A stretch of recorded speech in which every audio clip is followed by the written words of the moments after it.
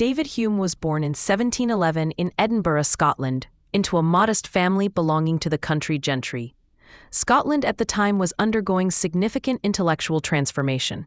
The Enlightenment was beginning to take shape, driven by confidence in reason, science, and progress, yet religious authority and traditional moral assumptions remained deeply entrenched. Hume grew up in a society that praised rational inquiry in theory, but resisted its most unsettling conclusions in practice.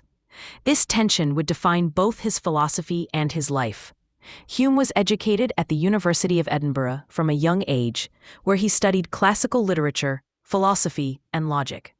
Although he was expected to pursue a respectable profession such as law, Hume found himself increasingly dissatisfied with conventional paths.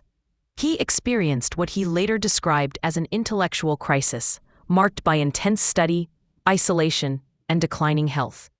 During this period, he resolved to devote his life entirely to philosophy, even though this decision offered little promise of recognition or financial security. In his early 20s, Hume began writing what he believed would be a groundbreaking philosophical work, a treatise of human nature. In it, he sought to apply the methods of empirical science to the study of the human mind.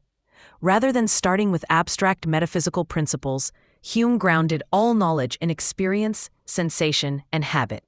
He argued that ideas arise from impressions, that the self is not a fixed substance, and that human understanding is shaped more by custom than by reason.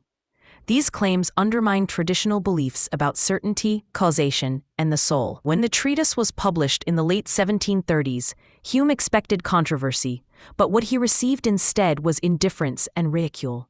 The work was largely ignored, dismissed as obscure, dangerous, or irreligious. Hume later remarked that the book fell dead-born from the press. This reception deeply disappointed him. Despite the originality of his ideas, he found himself marginalized. Viewed with suspicion by religious authorities and mocked by critics who considered his skepticism corrosive to morality and faith. Hume's skepticism challenged some of the most fundamental assumptions of Western thought. He argued that reason alone cannot justify belief in causation, the existence of an external world, or the continuity of the self. These beliefs, he claimed, arise from psychological habits rather than rational proof. Most unsettlingly, Hume questioned traditional arguments for God's existence and the rational basis of religious belief. Although he did not present himself as an atheist, his refusal to ground belief in certainty made him deeply suspect in a religious society. As a result, Hume faced repeated professional setbacks. Despite his growing reputation as a writer and thinker, he was denied academic positions on multiple occasions. University authorities and church leaders opposed his appointment, fearing his influence on students. These ejections reinforced Hume's awareness that philosophical independence carried social and professional costs. He learned to temper the public presentation of his ideas, while remaining privately committed to skepticism. In response to criticism, Hume rewrote many of his arguments in a clearer and more accessible style. His later works, including the Enquiry Concerning Human Understanding and the Enquiry Concerning the Principles of Morals, refined his skepticism and presented it with greater elegance and restraint. These works gained wider readership, though controversy persisted. Hume became known not only as a philosopher, but also as an essayist and historian, publishing a multi-volume history of England that achieved significant popular success. Despite his success as a historian, Hume remained aware that his philosophical reputation was marked by misunderstanding and hostility. Clergy denounced him as dangerous, critics accused him of undermining morality, and caricatures portrayed him as an enemy of religion.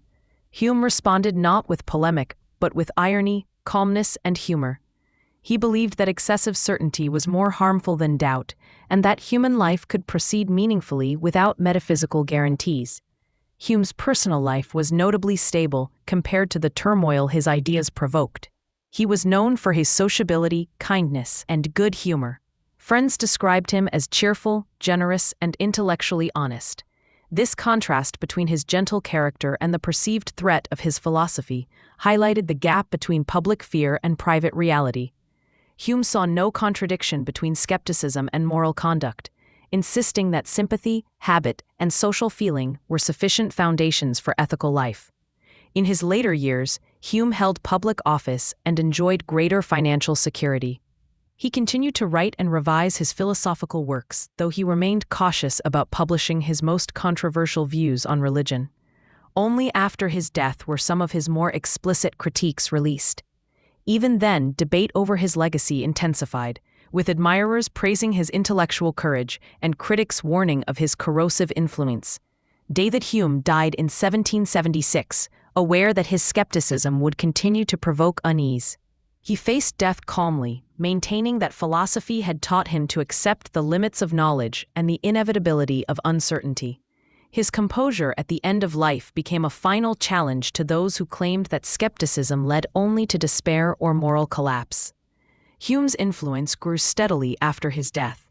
His analysis of causation, induction, and human understanding shaped modern philosophy, science, and psychology. Thinkers such as Immanuel Kant acknowledged that Hume's skepticism forced them to rethink the foundations of reason itself. What had once been ridiculed as destructive doubt became recognized as a profound examination of how humans actually think and believe. David Hume is remembered as a philosopher who accepted uncertainty without fear and doubt without bitterness.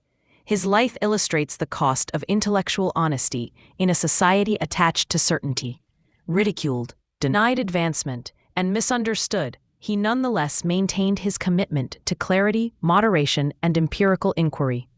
In confronting the limits of reason, Hume did not seek to destroy knowledge, but to place it on human foundations. His skepticism remains a reminder that understanding often begins not with certainty, but with the courage to admit what cannot be known.